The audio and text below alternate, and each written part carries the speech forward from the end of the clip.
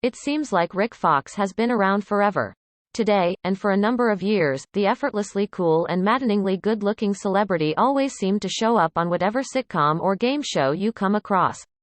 Beyond that, he's been front-page tabloid fodder for his many high-profile romances with other celebrities, particularly his 5-year marriage to the also famous and likable singer-actress Vanessa Williams. Of course, before all the supermarket checkout magazine appearances, and before the appearances on Ugly Betty and The Big Bang Theory and in movies like Holes, Rick Fox was an NBA star, part of the Y2K-era Los Angeles Lakers, where, alongside Kobe Bryant and Shaquille O'Neal, he won 3 straight NBA titles. So forget second acts, Fox is already onto his third and fourth. Let's take a look at where Rick Fox started, where he is now, and how he got there. It's finally happening. The answers may just surprise you. He was always a citizen of the world. Rick Fox lived in a few different places as a child and teenager, and both nature and nurture helped nudge him into becoming a world-class athlete. We finally know our Joel and Ellie for the upcoming series adaptation of The Last of Us. And, wow, did HBO do a great job. Pedro Pascal has been officially cast as the haunted lone wolf Joel, and Bella Ramsey is set to play our joke-loving Ellie. It's hard to overstate how excellent this casting is. Capturing Troy Baker's grumbling depiction of Joel was always going to require a delicate hand. He was born in Toronto to a Canadian mother, Diane Girachi, a track and field athlete who competed in the high jump event at the 1964 Summer Olympics.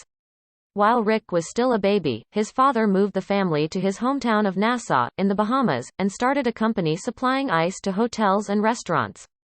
But Fox didn't want to go into the family business. He was obsessed with basketball from a young age, and he begged his parents to send him to the U.S. where he could play high school ball.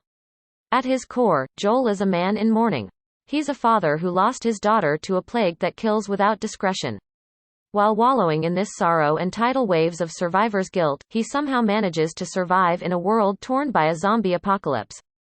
And so, in 1984, he moved to Indiana and was a standout at Warsaw High School from 1984 to 1986.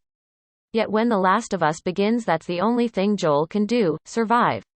It's not until he meets Ellie, a talkative preteen girl whose immunity may be humanity's only hope at a cure, that he finally returns to the land of the living. That's what the role of Joel requires. Whoever plays him has to capture what it's like to emerge from a daze and feel the full crushing weight of losing a child. Fox readied for his senior year, only for the Indiana High School Athletic Associated to rule him ineligible to play.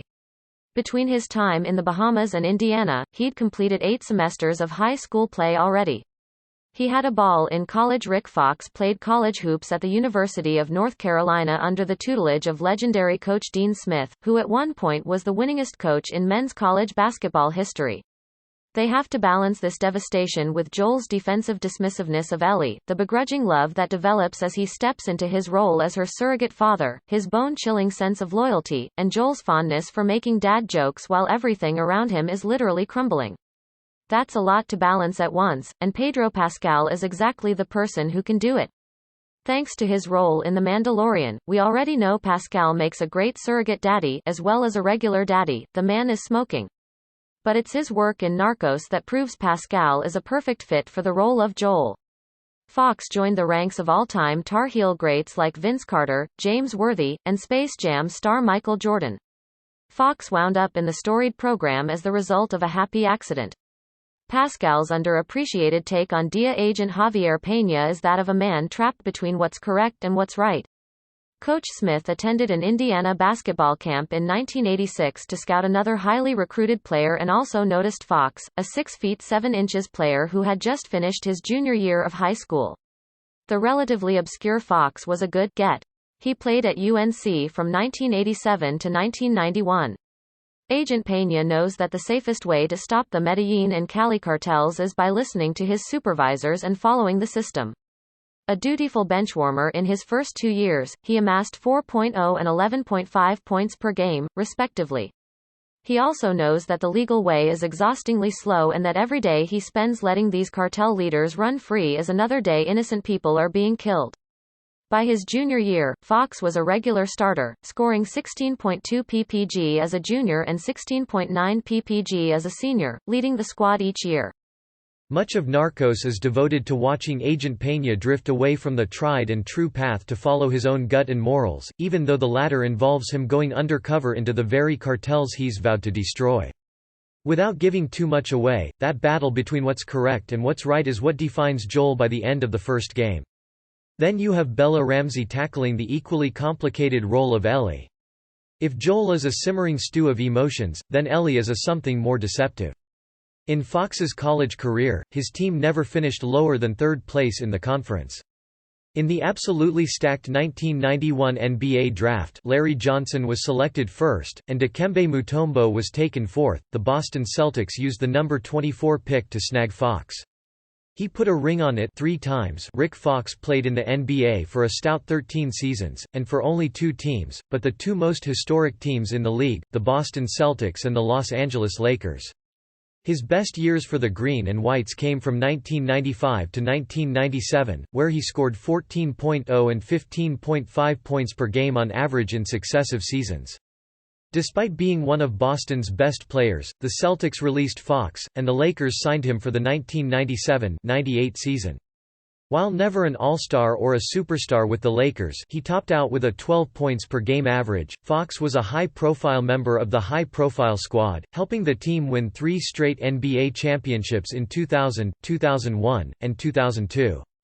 Hampered by foot and thumb injuries in the 2003–04 campaign, Fox played only 38 regular season games and averaged a mere 4.8 points per game.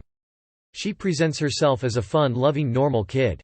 Some of the all-time best moments of the first The Last of Us happen when Ellie shares another corny joke or when she stares in wonderment after finding some freed giraffes.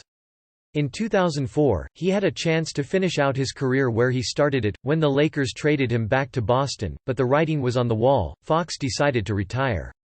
Acting like he wants to do something else. America's most cherished products are our athletes and our actors, and sometimes those 2 groups meet, giving us the rare jock-turned-movie star. That happy-go-lucky persona is something Ramsey has demonstrated through her voice acting work as the titular star of Netflix's Hilda. Rick Fox took that path, the one forged by Jim Brown, Dick Butkus, and O.J. Simpson. But there's a deep well of sadness to Ellie's smile. But he didn't wait until he retired. While he was still hitting the boards in the NBA, Fox began a second career moonlighting as an actor, fulfilling an ambition he had nurtured while pursuing his degree in radio, television, and motion pictures at UNC. Underneath her laughter and adolescent rebellions is a kid who's watched her parents, family, friends, and first love perish around her. He started off like most athletes who venture into show biz, by playing an athlete on the screen, appearing as a basketball player in films like Blue Chips, Eddie, and He Got Game.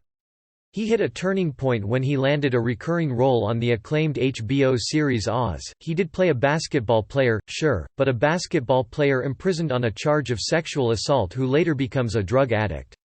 Yet, like Joel, she's still there to survive another day. We've seen Ramsey demonstrate that depth as well, first on Game of Thrones as Lyanna Mormont and most recently on his Dark Materials as Angelica. Basically, Pedro Pascal and Bella Ramsey check every single box when it comes to playing a good Joel and Ellie. Fox appeared on 11 episodes of Oz between 1997 and 2003, which coincided with his championship run on the Lakers. Nice work if you can get it, huh? Watch what he can do after leaving basketball. Fox was able to devote his full attention to acting. And with an incredible showrunner like Craig Mazin in the driver's seat and Neil Druckmann on board, this new series is looking better by the second.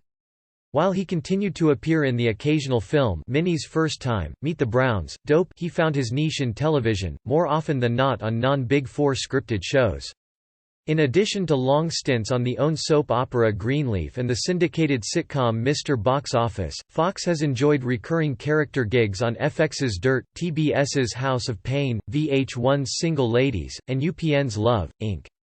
When Fox does get a chance to show off his chops in a big primetime show, he makes it count. He guest-starred on 2 episodes of ABC's Emmy-winning Ugly Betty opposite his former wife, Vanessa Williams, and on 1 episode of the insanely popular The Big Bang Theory. We still don't know when this new take on a beloved video game will premiere, but we're ready for it. Fox portrayed an ex-boyfriend of Bernadette, Melissa Roch, who is so tall and good-looking that her husband, Howard Simon Helberg, becomes filled with sad jealousy. Additionally, Fox has popped up on The Glades, KC. Undercover, Franklin and Bash, Criminal Minds, Body of Proof, Major Crimes, That Melrose Place remake, Party Down, Blackish, Shameless, Mom. It's almost easier to list the shows he hasn't appeared on. The reality of the situation, given how busy he is acting, you wouldn't think Fox would have time for much else, but the guy is a near constant presence in the world of reality television. And Fox doesn't even stick to one type of reality show, he represents in all four main quadrants of the genre: reality competitions, game shows, talk shows, and prank shows. In 2010, he challenged himself with a run on Dancing with the Stars. Though professional athletes have a long history of winning the televised dance-off, Fox and his partner Cheryl Burke bowed out in 6th place. Still, the series showed that Fox isn't afraid to take some risks. He's competed on a celebrity edition of Chopped. He lost to Nash Bridges actress Jodie Lynn O'Keefe and served as a guest judge on RuPaul's Drag Race. As far as game shows go, Fox appeared as a panelist on ABC's revival of Match Game, a player on Celebrity Name Game, a contestant on a Stars-only episode of Are You Smarter Than a Fifth Grader?, and he led his family against Neil deGrasse Tyson and Tyson's family on Family Feud. Fox can also host stuff. He's been a substitute on The View and Larry King Now and execute pranks, like pulling a fast one on a pizza delivery guy on an episode of Chris Webber's Full Court Pranks. There she is, Miss America and Mr. Fox is a member of the prominent and dominant Los Angeles Lakers. Rick Fox was a known entity to sports fans, but his marriage to popular actress and singer Vanessa Williams clued in millions more to his existence. The basketball star met the Eraser star, save the best for last singer, former Miss America in 1998. She's about 6 years older than Fox, but age, as they say, ain't nothing but a number. Williams told The New York Times she liked Fox because he was mature for his age, and he wanted me from the beginning. They married in a small and intimate ceremony in the Caribbean in the summer of 1999, and followed it up with a big church wedding in New York City a few weeks later. Fox and Williams blended their families. He has a son from a previous relationship, she has 3 from another marriage, and soon added a daughter named Sasha to the mix. Unfortunately, it didn't work out. In August 2004, Fox filed for divorce, having apparently lived apart from Williams for more than a year. Famous women seem to like the guy after the end of his long and child-generating marriage to the lovely and amazing Vanessa Williams. Rick Fox didn't waste any time getting back out there. There are a lot of fish in the sea, particularly for a guy who's both a handsome actor and a popular ex-athlete. In 2007, Fox was spotted around Los Angeles with Mariah Carey, although reps for both the ex-athlete and the pop diva denied the two were officially an item. Fox's longest-lasting non-marriage went a good 5 years, that's how long he was with Eliza Dushku, star of Buffy the Vampire Slayer and various other Joss Whedon properties. They broke up in 2014 because they wanted to live in different places. Rick's an LA guy, and I'm a Boston girl, Dushku told the Boston Globe, even though LA is probably where a TV actress needs to live, and even though Fox spent a lot of time in Boston as a member of the Celtics in the 90s. Shortly thereafter, Rick Fox became another of several basketball players to win a date with Khloe Kardashian. Rick Fox, e-sports prophet. Recently Fox's career path took a surprise turn, as he is devoting his energy and passion to e-sports. E-sports is basically professional, competitive video gaming. Teams of gamers face off in big tournaments streamed live online, and sometimes on television, with all the trappings of physical sports, including rabid fan bases and play-by-play commentary. It sounds niche, but it's actually big business, with hundreds of millions of dollars invested and tens of millions of viewers around the world. Leading the charge is Rick Fox, who in 2015 bought and began sponsoring Echo Fox, a professional League of Legends team. So why and how did Rick Fox of all people become one of the leading and probably most handsome faces of professional video gaming in America? Dad stuff. After Fox moved to Los Angeles to play for the Lakers, he wasn't spending much quality time with his son, Kyle, until they discovered World of Warcraft. Playing together and bonding over the game eventually led to League of Legends. Fox eventually got interested in the business side of esports and decided to run his own team. Thus, Echo Fox was born. And Fox believes this is just the start of a burgeoning synergy between traditional sports and professional video gaming. And he believes the best is yet to come, telling TMZ that esports will be on par with the NHL before long.